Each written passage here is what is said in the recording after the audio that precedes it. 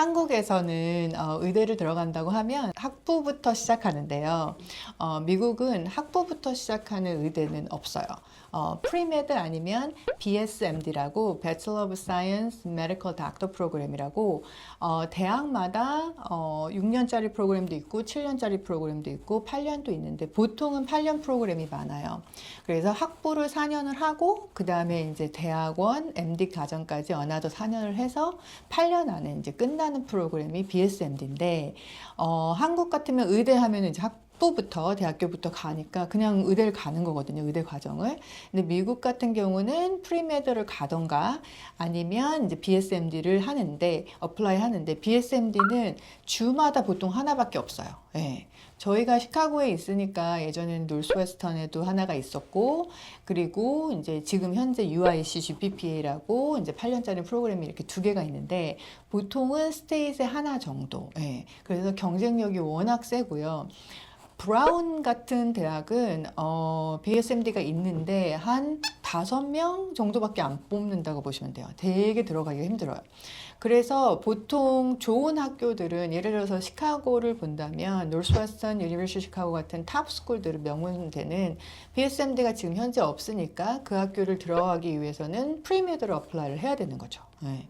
그래서 프리메드라는 거는 4년을 어떤 프리메드 메이저든 들어가서 공부를 하고 졸업을 한 후에 MCAT이라는 시험을 봐서 그러니까 메디컬 그 이그잼을 봐서 대학원 이그잼을 봐서 합격 좋은 성적을 내서 원서를 내고 인터뷰를 해서 대학원을 들어가는 거예요. 그래서 MD 프로그램을 들어가서 그 다음 4년 아니면 뭐 5년에 따라서 졸업을 하는 건데 그렇게 되면은 길잖아요. 프리메드를 4년을 하고 그 다음에 MCAT 시험도 보고 점수가 안 나오면 계속해서 딜레이가 된 다음에 그 다음에 이제 대학을 어플라이 해서 그 다음 가을 학기에 보통 시작하는 걸로 가다 보니까 그 다음에 뭐 한국도 똑같지만 레지던시도 하고 그러다 보니까 길어지잖아요.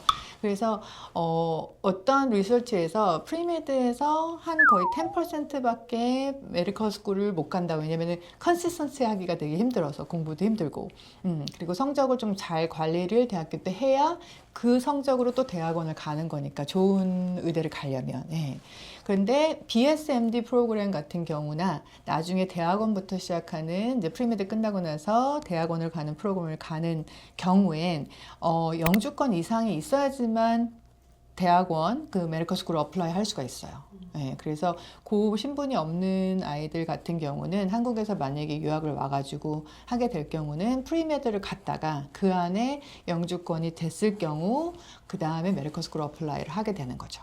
네, 그래서 많은 아이들이 치대나 약대는 그런 제한이 없어서 그쪽으로 트는 경우도 있고요. 네, 미국에서 메디컬 스쿨 가려면 미국 교육의 모든 것 브리실라 교육수다. 프리메드 메이저라는 건 사실은 없지만 그런 텐던시가 있죠. 그쪽에 관련된 사이언스 쪽에 관련된 바이오캠에 관련된 메이저를 프리메드를 많이 하기는 해요.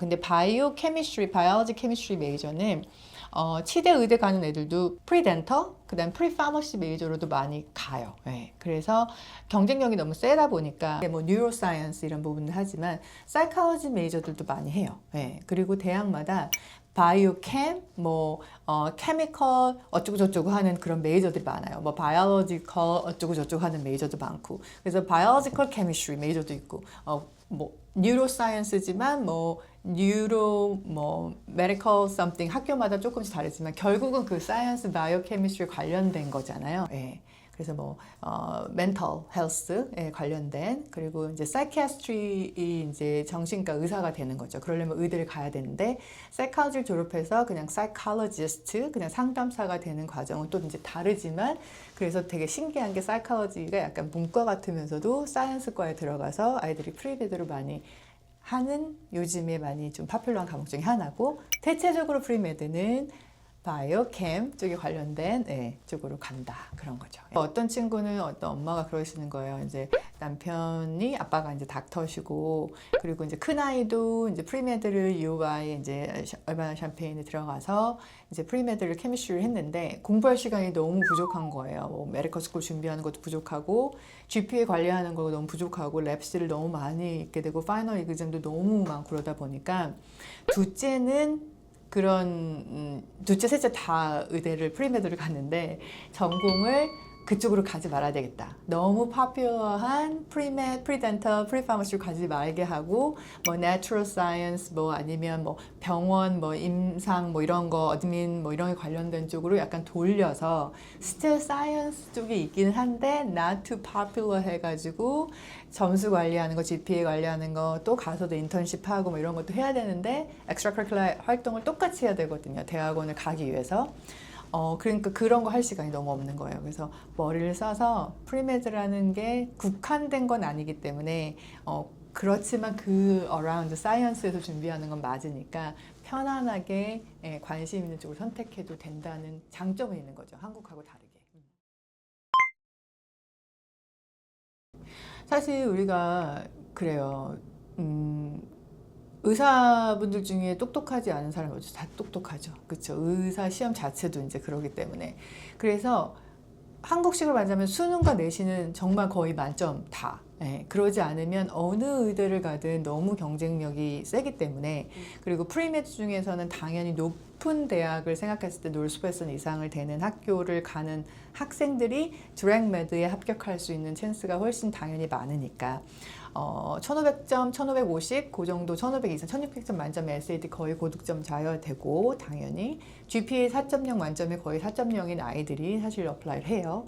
그래서 그거를 만들기 위해서는 하이스쿨 때 9학년, 10학년, 11학년 GPA 당연히 관리해야 되고 그리고 일렉티브 코스로는 사이언스에 관련된 클래스를 들어야 되고요. Anatomy, Physiology 같은 클래스나 뭐 사이언스 리서치나 이런 클래스를 들어야 되고 하이스쿨 때 그리고 이제 extracurricular activity로 뭐 봉사활동이나 병원 봉사활동이나 아니면 뭐 너싱홈이나 뭐 아니면 고아원, 양로원 이런 데서 봉사활동도 하고 그리고 이제 학교 클럽 활동으로는 호사라고 Health Occupation of Student America라는 게 있어요. 그러니까 의대에 관련된 활동을 하는 그런 클럽에 들어가서 대회도 나가고 뭐 사이언스 그런 리서치 활동 같은 것도 하고 그리고 요즘에 리서치 페이퍼를 써서 퍼블리시하는 애들도 되게 많아요. 그리고 교수님 밑에서 인턴십을 진짜로 실험도 하고 그런 아이들도 많고 그래서 미리 대학 들어가기 전에 의사가 된 것 같이 약간 그런 핸즈온 익스피리언스를 많이 쌓아야 돼요. 엑스트라로.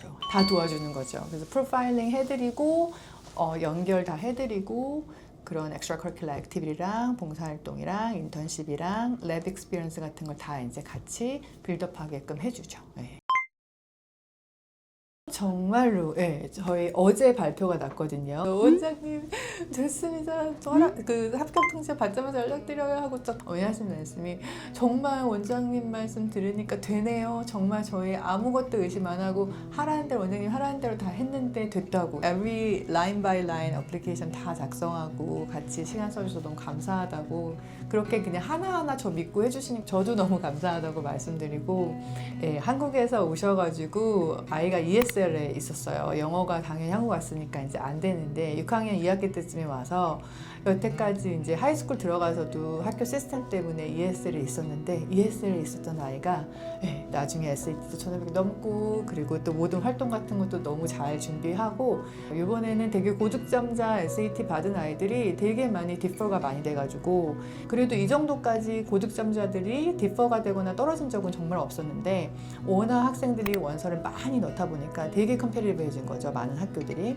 그래서 이번에 어떻게 발표가 날까 이제 사실 더군다나 BSMD 프로그램 같은 경우는 경쟁력이 워낙 세기 때문에 일리노이 같은 경우는 드랙메드 하나가 있는데 UIC GPPA라는 프로그램이 있는데 전체 일리노이에서 의사가 되고 싶은 학생들이 이 한 학교에 어플라이를 하는 건데 거기서 예, 그 학생이 다니는 저희한테 오는 학생이 다니는 학교에서 2명 중에 이 학생 1명밖에 안 된 거예요. 예. 인터뷰까지 가나도 2명인데 거기서 1명밖에 안 된 거예요. 그래서 너무 대단한 이제 입시가 생겨서 이게 그 아이가 근데 한 어치브먼트가 훨씬 저는 아니까 얼마나 많이 고생했는지. 근데 어머님이 항상 말씀해 주신 게 본인이 부모로서 아이를 그만큼까지 볼 줄 모르셨는데 원장님이 항상 그렇게 될 거라고 계속 응원을 해주시고 할 거라고 계속 믿게 해주셔서 진짜 의대에 그렇게 힘든 의대에 들어가게 돼서 부모님이 너무너무 감사하다고 예, 그래서 너무 항상 매년 그렇지만 특별한 좀 학생이었던 것 같아요. 한국에서도 막 의대 입학 관련된 되게 시끄러운 일들도 많았고, 그러면서 한국 학생들이 한때 막 미국으로 의대를 오려고 막 전향하는 학생들도 되게 많았어요.